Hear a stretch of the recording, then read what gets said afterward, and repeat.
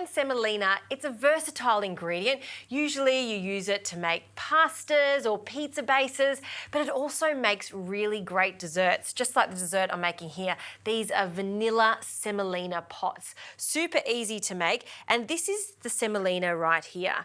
Now, for these to work really well, you need to get the fine semolina, and you can get it from delis, selected supermarkets, and it's made from durum wheat. Okay, let's get some milk on. You'll need a litre of milk. We'll place this into a saute pan. We'll also put this in a large pot, and we'll turn that on.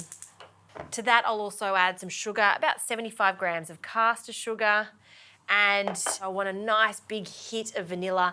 I'm using this vanilla bean paste, so it's got a beautiful concentrated flavour, and I also like it because you get the little speckles of vanilla seeds through it. So I'm actually going to add 1.5 teaspoons of that.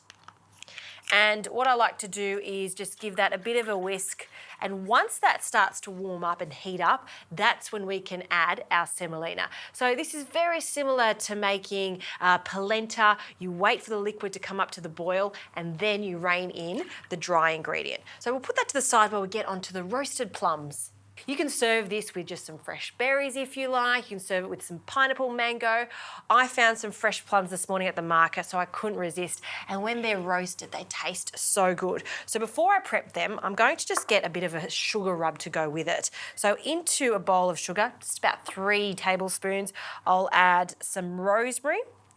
Rosemary, vanilla, plums, best friends. I've finely chopped that rosemary, just give that a stir. To that, I'll add some lemon zest and just finely grate that in. Okay. And some more vanilla. Now, I've got these stunning vanilla beans. These are so prized, and we'll just cut that in half and then in half again. And then what I like to do is just scrape these gorgeous little seeds out. They go straight in, and then the other side. Great. All right, now on to the sugar. The best way to incorporate everything is just to use your hands. So we'll just pop that to the side and we can prepare our plums. So I've got 4 plums. You want them to be ripe, and then we'll just cut them in half, and look at that, stunning. Here's a little trick. Sometimes it's hard to get the stone out of stone fruit. So the best way is just to get a little melon baller and scoop that, and they'll come out easily. Now, I'm not taking the skins off. There's plenty of flavour in the skin, so I'm leaving them on, and we'll just finish prepping the rest of these. So just in half. If you can get your hands on some fresh apricots, also a fantastic option. And if you do decide to use berries such as strawberries, you could also roast it exactly the way I'm roasting these plums. So many different options there. Last one. Okay, get that little seed out. All right. Now I've got just a little baking tray here with some baking paper, and we'll just add our plums. I like to put them in cut side down. Last one. And then we'll sprinkle over this beautiful vanilla sugar. Lots of that over the top. Oh, look at that, how inviting. They now go into the oven, 190 degrees for about 20 minutes.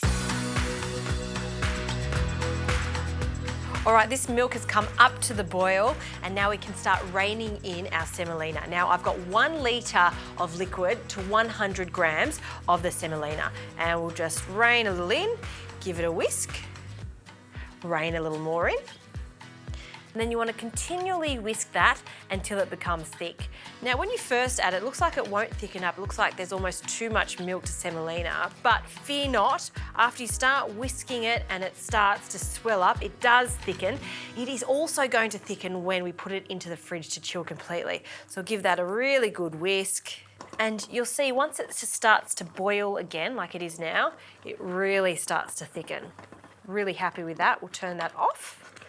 And the last ingredient I like to add to this is an egg yolk. This just makes it extra rich. So we'll separate the egg and then into the pot. Now you really want to make sure that the heat is not on.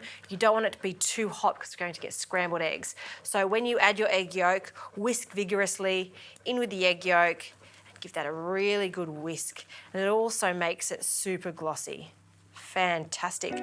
Now transfer this back to the original jug. That's just going to make it much easier to pour into our little glasses.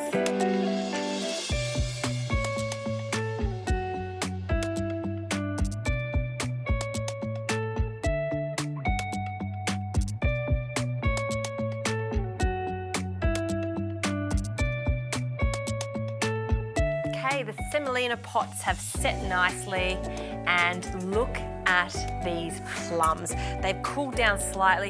You can see there's a bit of a sugar syrup underneath it, and the smell is so good with that vanilla, rosemary and lemon.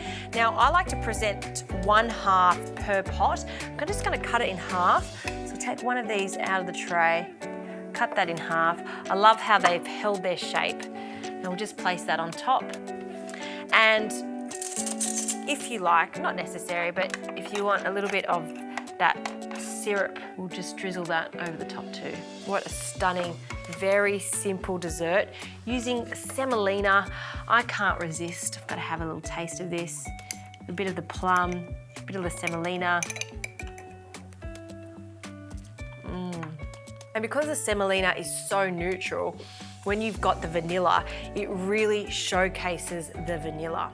And I love the flavors of that. And with those gorgeous roasted plums, it's just the best combination. Easy desserts, that's what I'm all about.